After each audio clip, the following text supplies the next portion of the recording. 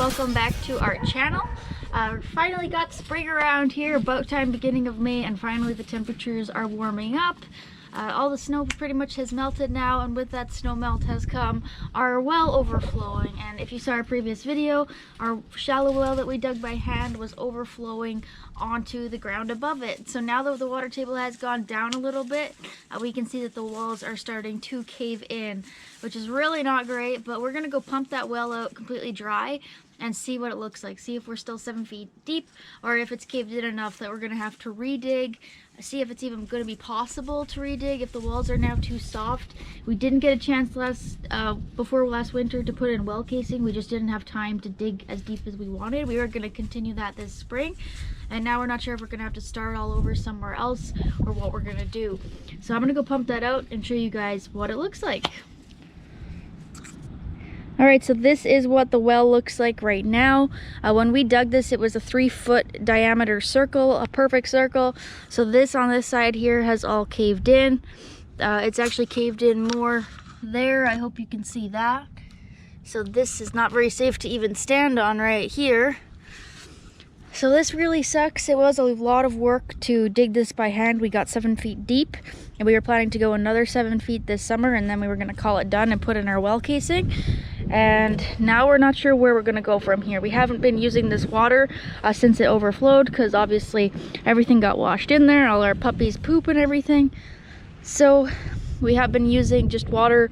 The river overflows over there and flows into a ditch beside our driveway there, so that's river water, so we've just been using that. But now that dried up, so it seems like we're gonna have to be going back to the river for our water. So right now I'm just gonna go get our submersible pump and start pumping this out, and we'll see from there how this goes.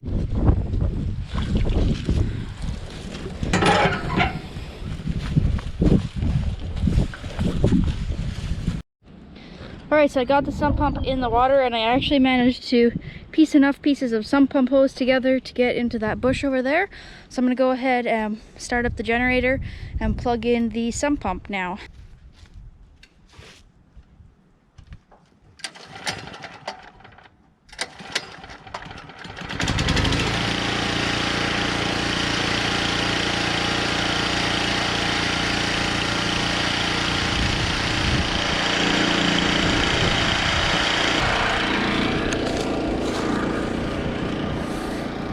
Okay, the sump pump hose definitely has a lot of leaks in it, but that's fine as long as it's... Oh, we got a big one here and there. Well, let's see how much is coming out of the end.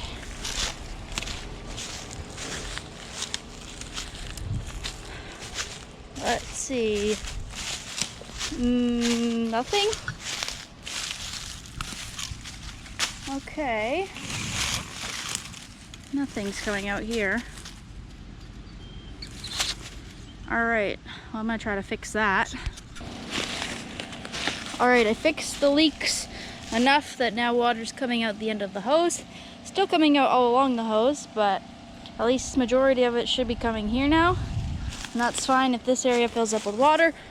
It's just our bush, so I'm gonna go back to the well now and see what it's looking like.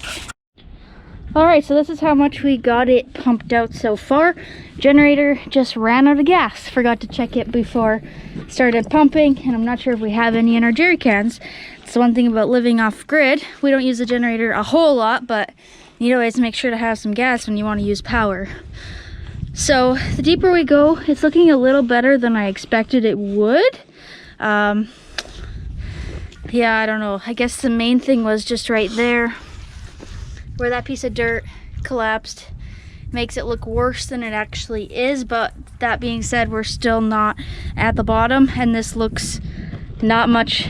It doesn't really look like it did when we finished digging last fall. So again, I'll insert a picture so you guys can see what it looked like. So learning from our mistake, if anybody plans on digging a shallow well, do not leave it over winter. I guess especially if your water table is as high as ours is here. Yes, we didn't think of that it would actually end up overflowing in the spring. And being next to a river especially, our water table is extremely high here.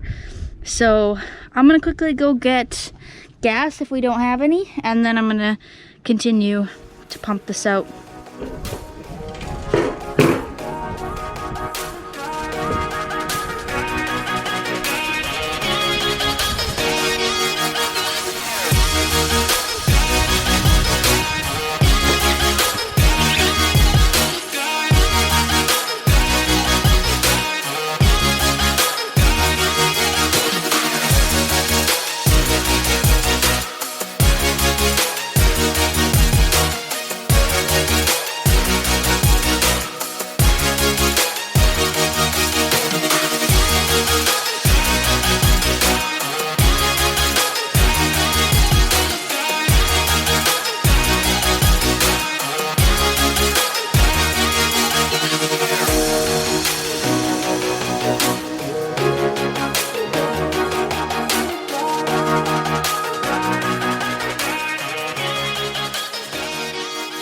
So there it is. I wish there wasn't so much of a shadow, but you can see all of this that's on the sides here is from caving in.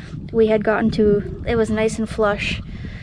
The sides of the walls are actually better than I was expecting, but definitely can see that it's corroded away. I'm gonna get a measuring tape and see how deep this is now, because like I said, when we stopped, we were at 7 feet. And I was trying to get Mr. Froggy out of there, but he keeps jumping away from me. I'm also very curious of how fast this is gonna fill up, considering how high the ground, or the water table is right now. So I'm gonna go get a measuring tape. Alright, so let's see, at the bottom here, we're at 5 feet. Yikes. So over here where it collapsed, more, that's 4 feet, and on this side 4.5 feet. So yeah, our deepest point now is 5 feet deep. That means over 2 feet of collapse in there. That's crazy. So thankfully, I think we're actually gonna be okay to keep digging. I think we're gonna have to keep this dry because it's filling up so fast because the water table is so high right now. So I think if we keep pumping it so that the walls can dry a bit and keep it dry, I think we will be able to continue digging this hole, but we're definitely gonna have to wait until the walls are drier and stiffer, because the last thing we want is to be in the hole when it collapses. So, or if it collapses, not when. So I think we're going to attempt to keep digging this. Like I said, we want to get to at least 12 feet. We were hoping to do 14 feet, but we have friends nearby, and all they have at their house is a shallow well. They live on the grid, and they're a family of 10, and their 12-foot shallow well keeps them sustained and gives them as much water as they need. So I think being just the two of us here, and being even closer to the river, so our water table is a little bit higher than there even, I think even if we go to just 12 feet, we'll be perfectly fine. So I'm looking very much forward to getting this finished. I think we're going to go with a cement wall casing, or a cement well casing. It's a little bit more expensive. It's a lot more expensive than just a culvert, but the reason I don't want a culvert is because they rust, and then you get really rusty water, which isn't the end of the world, but I'd prefer to avoid that if we can.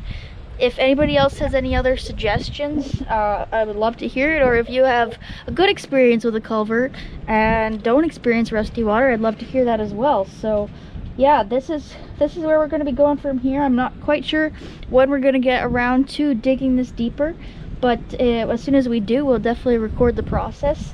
And this has been a very rewarding project that we did, to know that we were able to dig our own well by hand, like I said, with a pail and a shovel, and to have water which lasted us all winter long was absolutely amazing. And like I said, that's only being 7 feet deep. So I think if we get to 12 feet, we'll be good to go. And then after that, we want to build like an actual old-fashioned, I don't know what it would be called, but what they put above their wells back in the day with a bucket. And we also want a old-fashioned hand pump to pump the well as well. So really excited for this. Can't wait to get this finished. and hope you guys will stick along and see how it goes. Thanks so much for watching this video, and we'll see you guys all in the next one.